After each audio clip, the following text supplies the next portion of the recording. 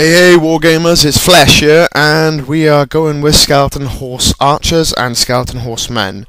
Right then, the first one is Skeleton Horsemen. They come in unit size 5+, as do the Horse Archers, and they are 12 points a model. They can have full command, and they can be upgraded with light armor. They come with spears and shields. The light armor is quite a good take for these, bumping them up to 14 points a model.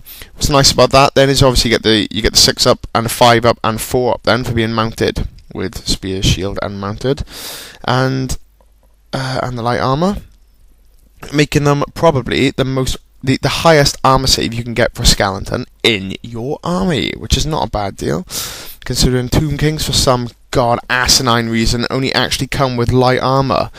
Especially when those dirty vampire counts players, they get it with heavy. As you can probably tell, I don't like vampire count players. Well, I don't mind the players, just hate the army. Probably because their models are so nice and their rules are sick, and what's not to like about them? So, right, what are the benefits of having these guys? Right, well, for a start, they're cool, which is always good. And they have the movement 8, which is pretty standard movement pretty standard march movement for everyone in fantasy. But for you guys, if you are a Tomb Kings player, then you are stuck with your standard movement because you cannot march. So them having movement 8 is a great bonus because obviously it means they're actually a movable, mobile aspect of your army. They have the Vanguard rule, which is absolutely fantastic rule, meaning you can move 12 at the start of the game, although you can't charge if you do Vanguard, but it means if you do Vanguard and they get first turn, you can always send the charge off.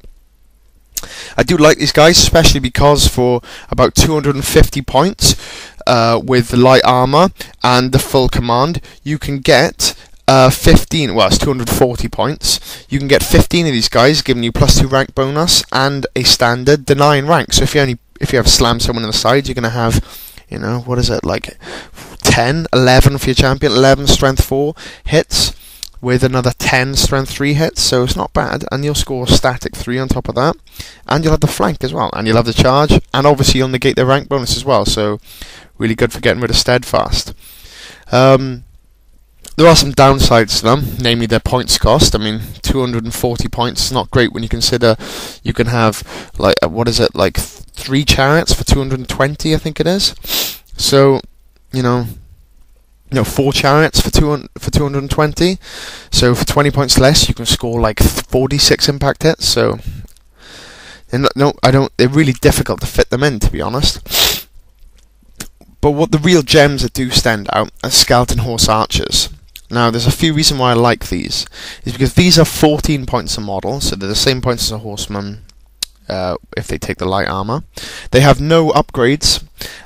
You can give them the command, but they come with hand weapon and bow. Now, they don't come with a spear, they don't come with a shield, so they only ever get the 6 up for being mounted.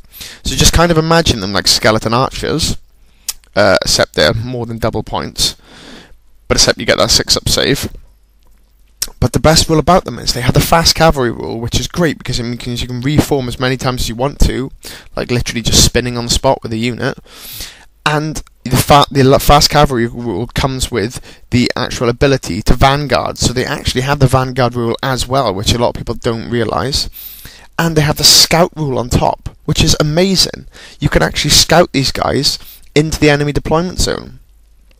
So your enemy sets up and then he's got their cannons and you're thinking, alright, well I'm going to have to go to him. My whole battle plan was for him to come to me. Well, not so. You can dump a nice unit of 6 of these. Just straight up 6. It's like 98 points.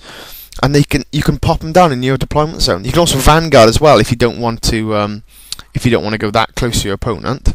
I know it seems quite weird because you can scout within 12 and you can't vanguard any closer, but what it does mean is you can drop them in the middle of the board, stopping your opponent from vanguarding or stopping your opponent from then scouting anywhere because you've got your little 12-inch bubble around you where he can't scout. And then in turn you can move away from him then, and then his scouts won't have vanguard because they're the only scouts, the only fast cavalry scouts in the army, in the whole of Warhammer. So then you can move away from him then, stopping him from charging you and leaving him totally out in the open. So they are great little units. I mean, the bows aren't particularly good on them because obviously, although you do hit on 5s, you're only going to have with your little unit of 6, you're only going to have 6 shots, and you are only going to actually hit like 2 of the times. But it's really for their scouting ability. I mean, you charge into a war machine, and fair enough, you're going to score 1 for charging. You know, you might not score any wounds, but it doesn't matter. You're going to tie that war machine up, and you know, you should win over time. And even if you win on the charge through, I mean, don't forget you cause fear as well. Your whole army's got fear. So if you charge in an Empire war machine, I mean, not so much dwarfs, they'll probably just spank you. But if you charge an Empire war machine, you know, they've got to pass that leadership 7 fear check first of all, and then you're gonna, you know, if they fail that, you're gonna be hitting them on 3s, and you're just gonna run them down. It'll just be amazing. So there are definitely advantages for taking the skeleton horse archers. I mean, I'm a big fan. I've run them a few times. I ran them when I actually played a demons player, and I scouted them behind the watchtower, and then vanguarded them round in front. So it means he couldn't charge my skeleton archers in the first turn. So there are, you know, real good advantages of taking them, especially even if you don't play someone who has war machines, you can then scout them wherever you want, or just deploy them in your battle line and whip them around. You know, redirecting charges, getting in people's way. It's really nice. Especially, they are quite annoying. You really would be surprised. I actually ran in that same game. I ran down a Herald of Tzeentch on a disc. I charged him in combat. He just fluffed his attacks, and then I actually managed to score a wound on him. And then he failed his. I got the charging, the one from the wound. So I scored 2.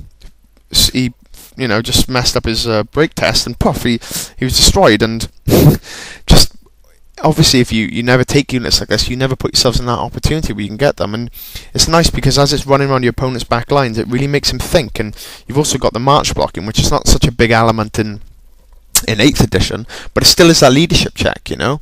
And if someone's got that unit that's just outside the general's bubble, or just even forcing him to make his leadership checks, and people do fail, it is still just a dice roll at the end of the day.